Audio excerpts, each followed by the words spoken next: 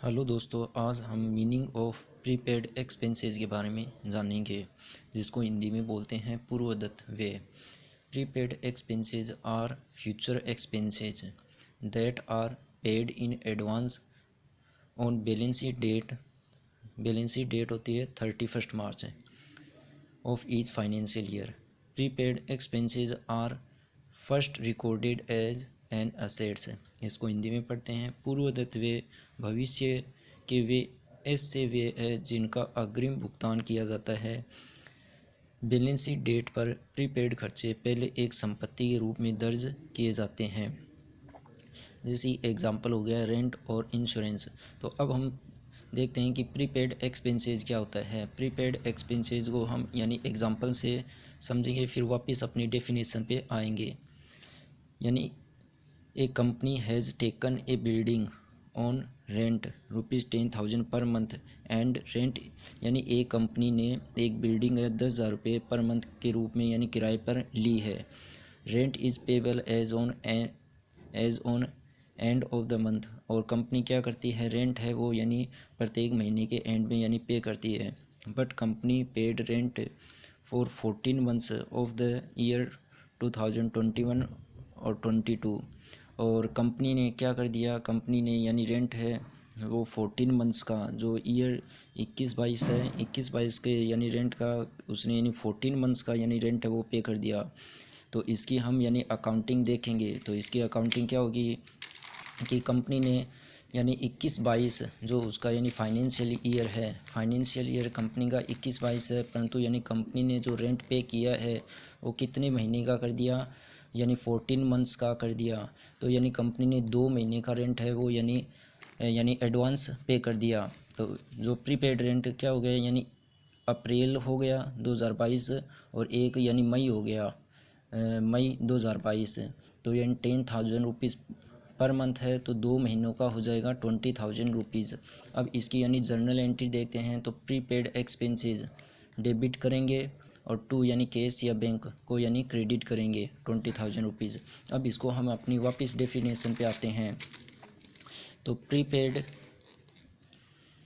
हमने देखा था prepaid expenses are future expenses है। फ्यूचर एक्सपेंसेस कैसे हो गए, यानी कंपनी ने को यानी 21-22 का केवल यानी 10,000 रुपये के हिसाब से यानी 12 महीने का कितना पे करना था, कंपनी को 1,20,000 रुपये करना था, परंतु कंपनी ने कितना पे कर दिया, यानी 20,000 रुपये ज़्यादा पे कर दिए। यानी अप्रैल 2022 और मई 2022 2 महीने का यानी कंपनी ने ज़्यादा रेंट पे कर दिया। तो वो किससे रिलेटेड है, वो यानी अगले अप्रैल 2022 और मई 2022 है, यानी फ्यूचर से रिलेटेड हो गया। क्योंकि कंपनी का यानी अकाउंटिंग ईयर को फाइनेंशियल ईयर कौन सा है, मींस अकाउंटिंग ईयर कौन सा है 21-22, परंतु कंपनी ने तो यानी अगले यानी 2 महीनों का यानी अगले साल के 2 महीने अप्रैल 2022 और मई 2022 है उनका भी पे कर दिया। तो ये क्या हो गया, यानी फ्यूचर एक्सपेंसेस हो गया। That are paid in advance, company ने क्या किया है, एडवांस में पे किया है। बैलेंस शीट डेट, यानी बैलेंस शीट डेट मतलब 31 मार्च होती है। प्रीपेड जो एक्सपेंसेस होते हैं उनको कंपनी कैसे रिकॉर्ड करती है, असेट्स के रूप में। तो अब असेट्स कैसे हुआ, तो पहले तो हमने ये समझा कि यानी प्रीपेड यानी फ्यूचर एक्सपेंसेस होते हैं। फ्यूचर एक्सपेंसेस कैसे होते हैं, हमने देखा कि कंपनी ने अप्रैल 2022 और मई 2022 यानी 2 महीनों का रेंट है वो यानी एडवांस में पे किया था, यानी 10,000 रुपये अप्रैल 2022 और मई 10,000 रुपये मई 2022। तो यानी 20,000 रुपये हो गए 2 महीने के। तो वो फ्यूचर से संबंधित हो गए, क्योंकि यानी कंपनी का ईयर है 21-22 और कंपनी ने पे कर दिया अगले साल के लिए। और कब पे किया है, इसी ईयर में, यानी 21-22 में पे कर दिया 22-23 के लिए। That are paid in advance में पे किया है कंपनी ने। और बैलेंस शीट डेट को इसको हम कैसे रिकॉर्ड करेंगे, एज एन असेट्स करेंगे। ठीक है, तो देखिए इसका यानी हमने देखा था कि यानी अकाउंट जर्नल एंट्री देखी थी। तो प्रीपेड जो एक्सपेंस प्रीपेड रेंट है हमने डेबिट किया, तो ये कंपनी की यानी बैलेंस शीट की यानी असेट साइड में जाएगी। असेट्स में कौन से, यानी करंट असेट्स में, यानी इसको हम यानी मेंशन करेंगे क्योंकि ये प्रीपेड रेंट है। तो कंपनी की असेट्स होगी। और गया क्या है, यानी कैश या बैंक कंपनी के पास से गया है। तो ये हमने देखा। तो ये बैलेंस शीट डेट यानी 31 मार्च को यानी क्या रिकॉर्ड किया जाएगा, यानी एज एन असेट्स इसको रिकॉर्ड किया जाएगा प्रीपेड रेंट को। तो ये हमने देख लिया। तो जो भी यानी प्रीपेड एक खर्चे होते हैं, जैसे कि इसके एग्जांपल भी हो गए, यानी रेंट का हमने एग्जांपल ले लिया, इंश्योरेंस का एग्जांपल ले लिया, तो ये प्रीपेड पूर्वदत्त व्यय होते हैं जो यानी कंपनी है पे करना था, यानी कंपनी को यानी 21-22 का 10,000 रुपये के अकॉर्डिंग 12 महीने का 1,20,000 रुपये, परंतु कंपनी ने पे कर दिया यानी 2 महीने का यानी 14 मंथ्स यानी 14 महीने का यानी पे कर दिया, यानी 1,40,000 रुपये पे कर दिए, यानी 20,000 रुपये अगली साल के और 21-22 में ही पे कर दिए। ठीक है, तो 20,000 रुपये क्या हो गए, प्रीपेड एक्सपेंसेस हो गए।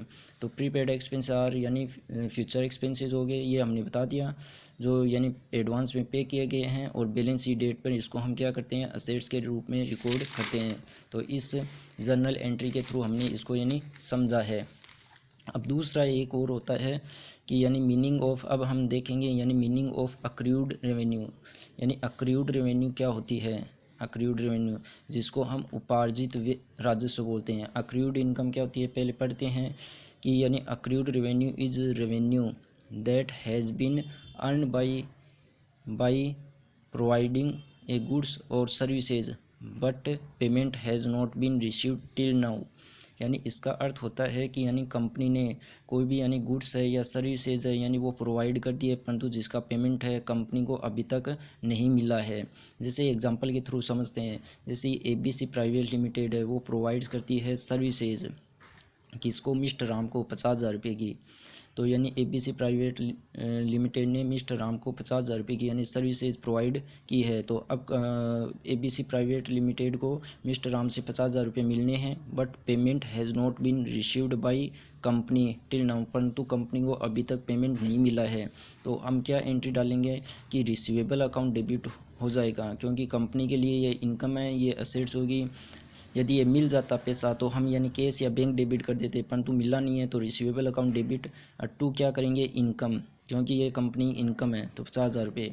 तो अब पढ़ते हैं कि accrued revenue is revenue that has been earn by providing a goods और सर्विसेज, यानी जो क्यों कैसे मिली है, कंपनी ने किसी प्रश्न को यानी गुड्स सेल किया है या सर्विसेज प्रोवाइड की है जिसका पेमेंट है कंपनी को अभी तक नहीं मिला है, तो उसको हम क्या कहते हैं, अक्रूड रेवेन्यू। यानी जो रेवेन्यू गुड्स और सर्विस कंपनी ने प्रोवाइड कर दी है परंतु पेमेंट अभी तक नहीं मिला है, मतलब मिलने वाला है अभी तक नहीं मिला है, जिसको हम बोलते हैं उपार्जित। मतलब कंपनी ने यानी अर्न तो कर ली है परंतु उसके हाथ में वो इनकम नहीं आई है कैश या बैंक के रूप में, तो उसको हम क्या बोलते हैं, उपार्जित राजस्व बोलते हैं। जैसे कि इसमें यानी ABC प्राइवेट लिमिटेड ने यानी सर्विस प्रोवाइड की थी यानी मिस्टर राम को 50,000 रुपये की, परंतु मिस्टर राम ने अभी तक यानी पेमेंट नहीं किया है, या कंपनी को पेमेंट अभी तक मिस्टर राम से यानी प्राप्त नहीं हुआ है। यदि ये प्राप्त हो जाता तो जैसे कि प्राप्त हो जाता तो यहाँ रिसीवेबल की जगह हम या कैश या बैंक डेबिट करते 50,000 रुपये और टू इनकम कर देते। यहाँ पे फिर यानी ये कॉन्सेप्ट है अक्रूड रेवेन्यू वाला नहीं लगता, परंतु यहाँ पर कंपनी को यानी ये रेवेन्यू प्राप्त नहीं हुई है, तो इसलिए हम क्या कहेंगे कि यानी receivable account debit to insurance, to income. Thank you, धन्यवाद।